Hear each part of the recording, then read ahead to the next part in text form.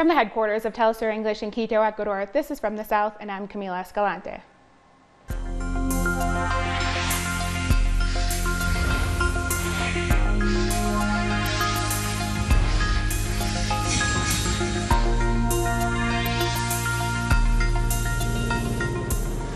Bolivians have cast their ballots in their general election, which will decide the next president to govern from 2020 to 2025. In addition, the positions of vice president, some 9 representatives, 130 deputies, and 36 senators will also be put to a vote. Polls opened at 8 a.m. and stayed open for a total of 8 hours, closing at 4 p.m. There are 3 main candidates running for the office of president: incumbent Evo Morales, former President Carlos Mesa, and at a distant third in the running, according to the most recent polls, Oscar Ortiz. President Evo Morales is the favorite to win as the indigenous leader seeks a 4th term in office.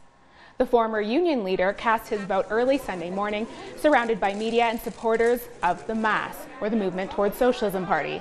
Morales is running much lower in the voter intention polls than during his previous runs for office, but figures show that he has maintained a double-digit lead over his closest opponent, Carlos Mesa. I call on all the Bolivian people to participate by casting their vote for the well-being of our democracy. I congratulate the excellent coordination at Villa 14. I want to say thank you, and once again, I ask that Bolivian be a model of participation in these elections by voting and selecting their authorities. With my brother, the vice president, and with some ministers, we will wait for the results. We're optimistic, we have much confidence, but fundamentally, I trust in democracy. Posing the biggest electoral threat to the president is Carlos Mesa, who also cast his vote early Sunday. Mesa, who was president of Bolivia prior to Evo Morales resigning in 2005, cast his official ballot in the city of La Paz. Now, some opinion polls show that he may have closed in on Morales, making it difficult for the president to win his re-election in the first round. And polling in third, presidential candidate with no party but running under the slogan "Bolivia says no," Oscar Ortiz cast his ballot in the eastern city of Santa Cruz. The Bolivian people have a strong democratic conviction, and I believe that with that conviction the people will vote. And as I have said, every vote is good for the country, for our people, and for all of us. Telesur spoke with the vice president of Bolivia's electoral authority, who said that they aim to provide an initial report with a large number of the votes counted around 7:30 p.m. local time. At 4 p.m., since the majority of voting tables opened at 08 hours, then they are scheduled to close 8 hours later. We hope to give a first report between 19:30 and 19:45 approximately, then a second report by 21:30. In both of those reports, we hope to reach a high level of participation. By 19:45, we should be at over 70%, and by 22, we should be at over 90%. We don't do exit polls, I want to add. This is a tool for estimating results. It's a tool for counting vote by vote. It's just that using this method, obtaining results has become much quicker than a normal count. The official count will begin at 18 hours and will conclude either tomorrow or Tuesday for full results. Media outlets that are registered here can only give information on preliminary results after 20 hours. If they do so beforehand, they will receive the relevant sanctions. Bolivians were able to vote abroad with the presentation of their passport or state ID at embassies around the world, including here in Quito. We spoke to some of those voters residing in Ecuador. It's important to participate so that we can exercise our right to vote and so we can contribute from abroad towards building a better country.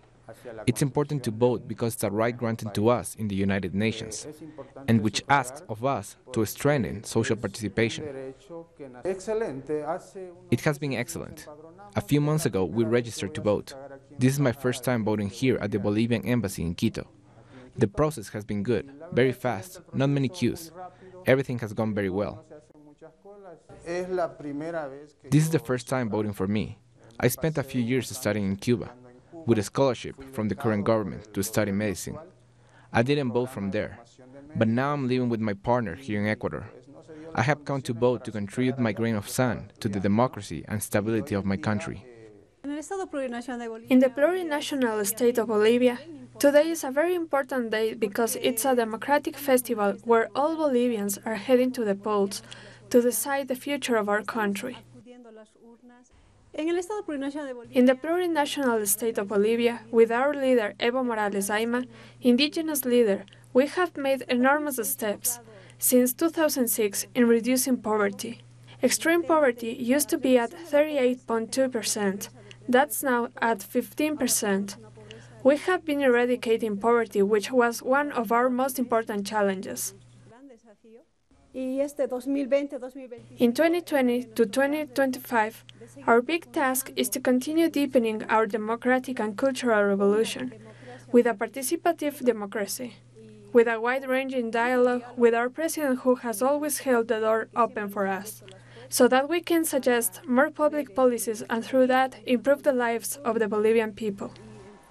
In Bolivia, 235 international observers have been accredited to closely monitor the electoral process taking place this Sunday, which will elect the government and legislature for the next 5 years. Our correspondent, Freddy Morales, has the details. Everything is ready for the verification of the national elections taking place this Sunday on October 20th. Electoral materials have been distributed and the military and police have been tasked with taking the necessary precautions to ensure normality on election day. We are mobilizing a total of 11,171 soldiers and instructors in all of Bolivia. We will be present in 1,623 voting centers and in the monitoring of 12,163 voting tables. The Bolivian electoral process has provoked an unusual level of international interest with 235 accredited observers. From the OAS 92, the European Union 2, the Union of Inter-American Electoral Organisms 24, accredited diplomats 99, also present from the Democracy Observatory of the Mercosur Parliament 5, EU parliamentarians 3, the British Foreign Office 9. Official sources say that the invitations were sent out 3 months ago with little response, but in the last month there was an unusual high level of interest from South America and Europe. Having these international observers is positive for democracy. It shows that our democracy process is entirely transparent, and whatever comes out on Sunday is the product of democracy and the decision of the people. It is clear that the international interest over what happens in Bolivia is due to the fact that the results will influence political processes in various countries of the continent. The world is watching Bolivia. A lot of attention has been drawn over whether there will be continuity of the process of transformation, of whether there will be a shift that undoubtedly will affect the situation of Latin American countries. More than 7,300,000 people are registered in Bolivia and in 33 other countries to cast their ballot this Sunday. There are 9 candidates to the presidency, and voters will also elect 36 senators, 130 deputies, and another 9 representatives to international parliaments. We'll have plenty more on the election, including analysis from Bolivia during our second half hour beginning at 7 p.m. La Paz time, which is also 7 p.m. Eastern time. We'll take a short break now. Join us again in a minute.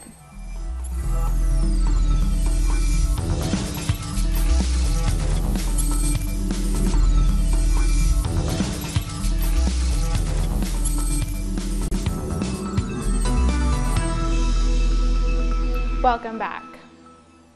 On Saturday, Chilean President Sebastián Piñera suspended the metro fare increase following days of protests. However, the militarization of Santiago continues under Sebastián Piñera's state of emergency. Armored vehicles filled with law enforcement and national police have had a heavy presence in several key areas. Helicopters were seen flying overhead, and residents have expressed concern over the suspension of rights. With the metro closed for the weekend, demonstrations have been held above ground. Citizens are calling for the resignation of Chilean Security Minister Andrés Chadwick, who they fault for the repression which took place over the last several days. For more on the protests in Chile, we are joined by our correspondent in Santiago, Alejandro Kirk.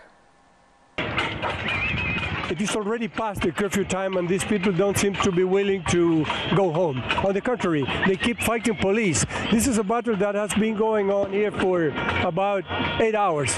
And the more repression there is, the more people that have come over to join those resisting the attacks of the police. Nobody seems to control the situation, and now we are just waiting for the military to arrive.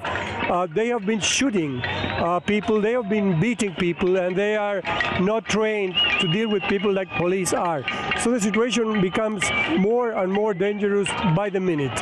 On the other hand, what we have today is that more than 600 people have been arrested. The curfew was set for 7 o'clock instead of 9 p.m. like yesterday, and the government seems not to be able to deal with the situation.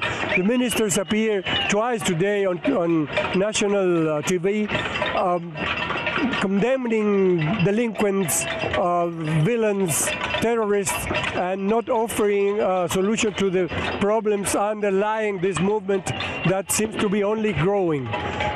Santiago is a city that is practically difficult to recognize after these 4 days. The government, unable to deal with the situation, is offering more violence, more military, bringing new soldiers and police to the city, and creating a situation that seems to have no end on sight. On the other hand, this doesn't have a leadership.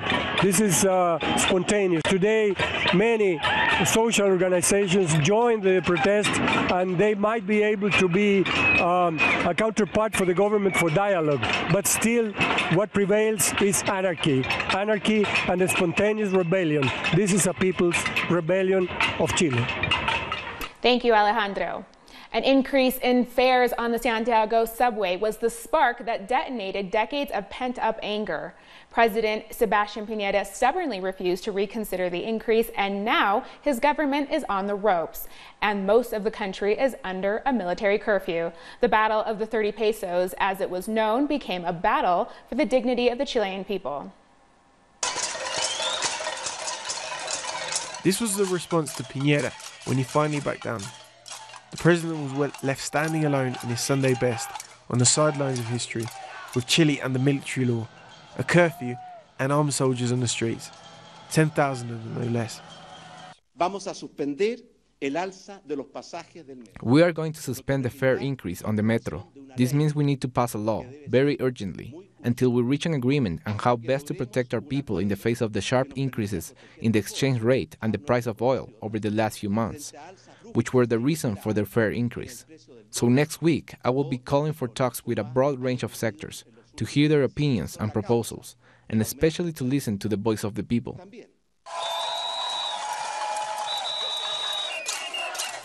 When the curfew came into force on Saturday night, nobody moved.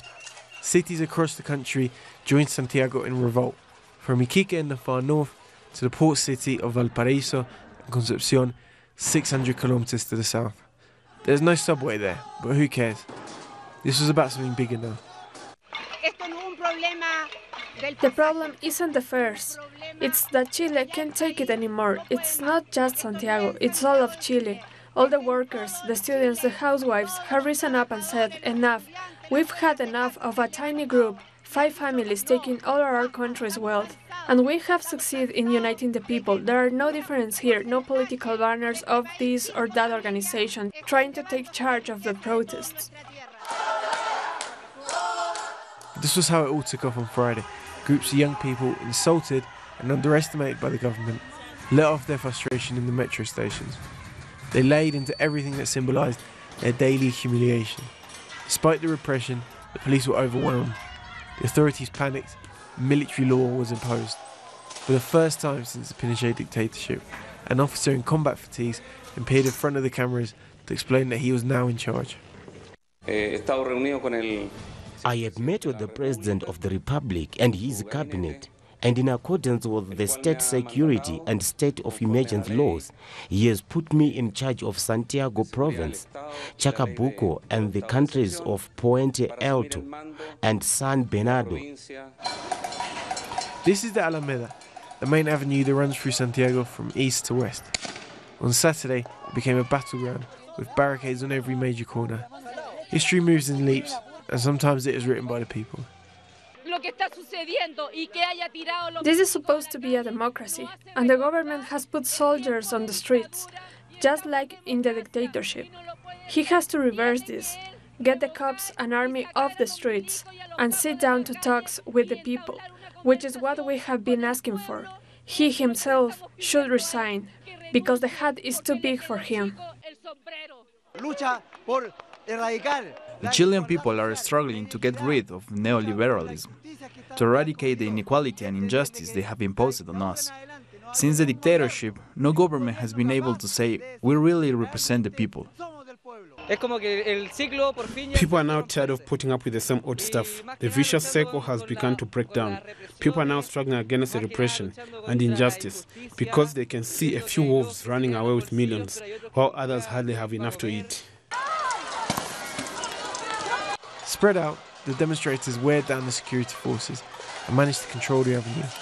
Civilians here in the centre, the riot squad in the corners, the police charge then retreat, the protesters flee then return. This goes on for 7 hours, over 6 kilometres. Suddenly, an army helicopter is seen overhead. The nightmare becomes reality. The memory of La Moneda, the presidential palace where Salvador Allende fell in 1973. As night closes in and the struggle spreads, rumours circulate of a curfew, first in Santiago, then in 5 other cities. Another extension of the violence, and another reason to get to the root of the crisis. I think I take up Piñera's proposal for talks, but the first condition is they have to take the army off the streets. And the second is that these need to be talks with the people, among the people, not talks among politicians. We need a new constitution. What is happening shows that the neoliberal model has totally failed. We need a new Chile, and for that, we need a new constitution.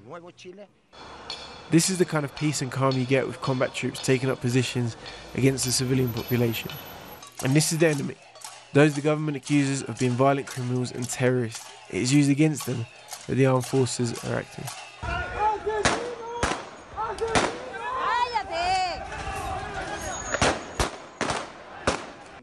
And this is the gentleman, President Sebastián Piñera, who said Chile was an oasis of peace in the region, and who has now put the military back on the streets and imposed a curfew with helicopters hovering in the night. All the things the dictator Pinochet left etched into the memory of the Chilean people. We'll take a short break now. Join us again after this.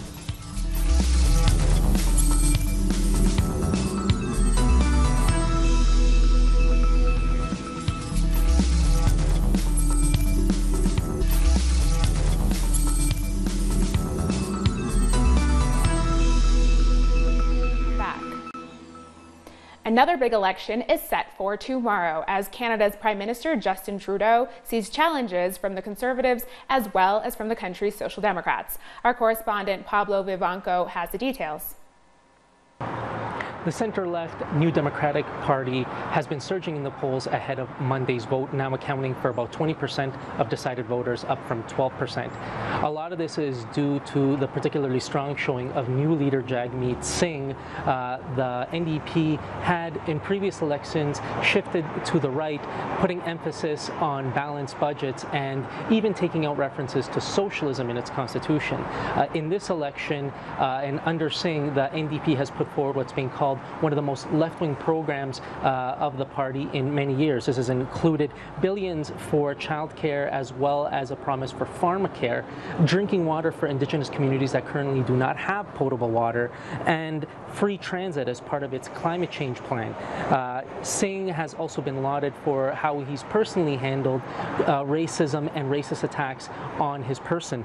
Now, the party has still faced certain criticisms, particularly on its handling of foreign policy. For example, its positions around Palestine and the BDS campaign, as well as its flip-flopping on how the Canadian government has been trying to topple the government of Venezuela. as well as the ambiguous positions around pipelines. This could lead many left-wing voters to opt for Green this time around, with the Green Party expected to make some breakthroughs in spite of the fact that Elizabeth May has worked for previous progressive conservative governments, and a number of her candidates have also been marred in controversy for comments that they've made, including some allegations that some of her candidates are pro-abortion and could anti-abortion and could be looking to open up that debate again in Canada. Botswana's President Mogwitsi Masisi is confident that he will emerge victorious in Wednesday's general elections. Here's more on this and other stories from around the world. The ruling Botswana Democratic Party leader says he believes his party will win by a landslide in the upcoming elections set to take place on October 23rd. Speaking at a rally in the capital, Masisi said despite the leadership wrangles the BDP experienced in the past few months, the party is now stronger than before and will secure more than 51% of the votes. An overwhelming victory, overwhelming landslide, right? I just want you to stick around and watch as people vote and the results come in. I'm excited. South Sudan's opposition leader Riek Machar has met with President Salva Kiir in the capital Juba for a new round of peace talks. The meeting was another attempt by the two leaders to reach an agreement before the November 12th deadline for the formation of a unity government. The foes, whose falling out in 2013 triggered a bloody civil war that has left almost 400,000 people dead and sparked a major humanitarian crisis, signed a peace deal in September last year, which is meant to usher in a government of national unity. They will discuss the outstanding issues. One of them is number of states and the boundaries. Number two, the security arrangement. Up to now, we should unify and train and redeploy unified forces. That's why we put it as a condition for the SPLMIO to form the government of national unity. You need to solve the issues of security arrangement. The visit is good because UN Security Council, they will attend the meeting here. There will be a meeting today between Dr. Riek Machar and President Salva Kiir. Thousands of people in Lebanon on Sunday took to the streets for a fourth day to protest against the country's political crisis and corruption. The demonstrations began last week on Thursday in response to a proposed tax on phone calls and other mobile messaging services. Although the government quickly dropped the proposed plans, protesters continued with the strikes, now demanding a total overhaul of the country's political system. Today the unity of the Lebanese people is a gain, and the second gain will be to bring them all down. But this process must not lead to chaos until the army commanders take over the authorities and the honest courts, and they are not all honest, charge those thieves who stole our money. Tens of thousands in the Pakistani city of Islamabad have participated in a rally to show solidarity with the people in Indian-administered Kashmir. The protesters vowed to continue standing with the people of Kashmir and their struggle to exercise their right to self-determination. They also called on the international community to do more to end India's siege of the region. Tensions in the area have remained high since India revoked Kashmir's autonomy on August 5th and imposed movement and communication restrictions to quell protests. Indonesia's President Joko Widodo has been sworn in for his second and final 5-year term, with a pledge to take bolder action. Addressing scores of people who attended the swearing-in ceremony in the capital, Jakarta, Widodo said that he will use this term to finish up projects that he started during his first term. He also expressed gratitude to the voters for giving him another term. The ceremony was attended by world and regional leaders, including Chinese Vice President Wang Qishan and Australian Prime Minister Scott Morrison. We've come to the end of our regular From the South news brief. Stay with us because after the break, we'll be back with guest analysts joining us with insight on the election from Bolivia. Meanwhile, you can find these and many other stories on our website at telestarenglish.net. And we're on social media, Facebook, Twitter, and Instagram. For Telestar English, I'm Camila Escalante. Thanks for watching.